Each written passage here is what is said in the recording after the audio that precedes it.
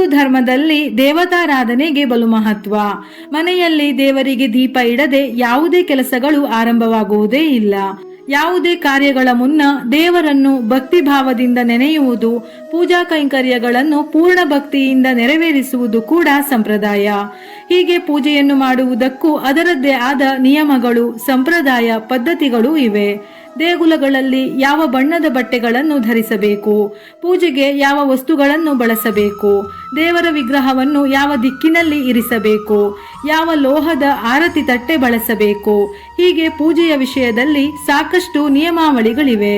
ಪ್ರತಿಯೊಂದು ಹಿಂದೂ ಕುಟುಂಬಗಳಲ್ಲಿ ದೇವಾನುದೇವತೆಗಳನ್ನು ನಿರಂತರವಾಗಿ ಪೂಜಿಸಿ ಆರಾಧಿಸುತ್ತೇವೆ.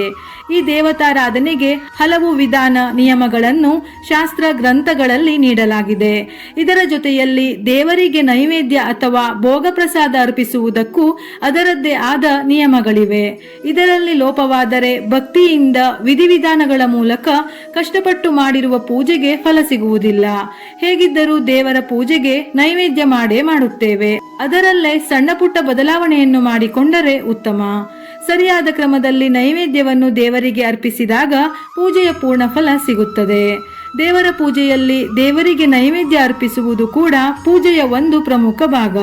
ನೈವೇದ್ಯವನ್ನು ನೀಡುವಾಗ ಹಿತ್ತಾಳೆ, ಬೆಳ್ಳಿ, ಮಣ್ಣಿನ ಪಾತ್ರೆಗಳಲ್ಲಿ ದೇವರಿಗೆ ನೈವೇದ್ಯ ಅರ್ಪಿಸಬಹುದು. ಸನಾತನ ಧರ್ಮದಲ್ಲಿ ಲೋಹ ಮತ್ತು ಮಣ್ಣಿನ ಪಾತ್ರೆಗಳು ಶುದ್ಧ, ಪವಿತ್ರ ಎಂದು ಉಲ್ಲೇಖಿಸಲಾಗಿದೆ.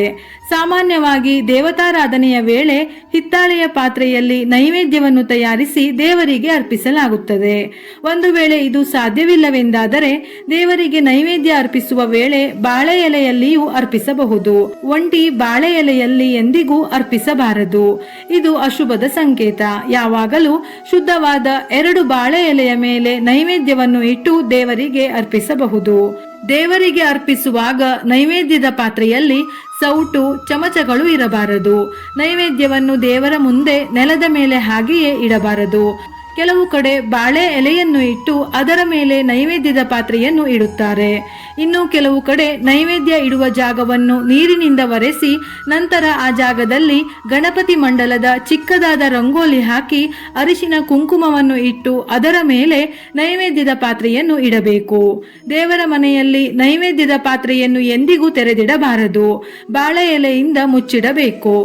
ಇನ್ನು ನೈವೇದ್ಯಕ್ಕೆ ಕೆಲವೊಂದು ವಸ್ತುಗಳನ್ನು ಬಳಸಲೇಬಾರದು ಎಂಬ ನಿಯಮವಿದೆ. ಅಂದರೆ ಮೆಣಸಿನಕಾಯಿ, ಉಪ್ಪು, ಮಸಾಲೆಗಳೊಂದಿಗೆ ನೈವೇದ್ಯವನ್ನು ತಯಾರಿಸಬಾರದು. ಜೊತೆಗೆ ನೈವೇದ್ಯಕ್ಕೆ ಬೆಳ್ಳುಳ್ಳಿ ಮತ್ತು ಈರುಳ್ಳಿಯನ್ನು ಬಳಸಬಾರದು. ದೇವರಿಗೆ ಅರ್ಪಿಸುವ ಪ್ರಸಾದದಲ್ಲಿ ಹಾಲು, ತುಪ್ಪ, ಹಣ್ಣುಗಳು, ಸಿಹಿ ತಿಂಡಿಗಳು, ಸಾತ್ವಿಕ ವಸ್ತುಗಳನ್ನು ಮಾತ್ರ ಬಳಸಲಾಗುತ್ತದೆ. ನೈವೇದ್ಯದ ಪಕ್ಕದಲ್ಲಿ ಒಂದು ಬಿಂದಿಗೆಯಲ್ಲಿ ಅಥವಾ ಪಾತ್ರೆಯಲ್ಲಿ ನೀರನ್ನು ಇಡಬೇಕು.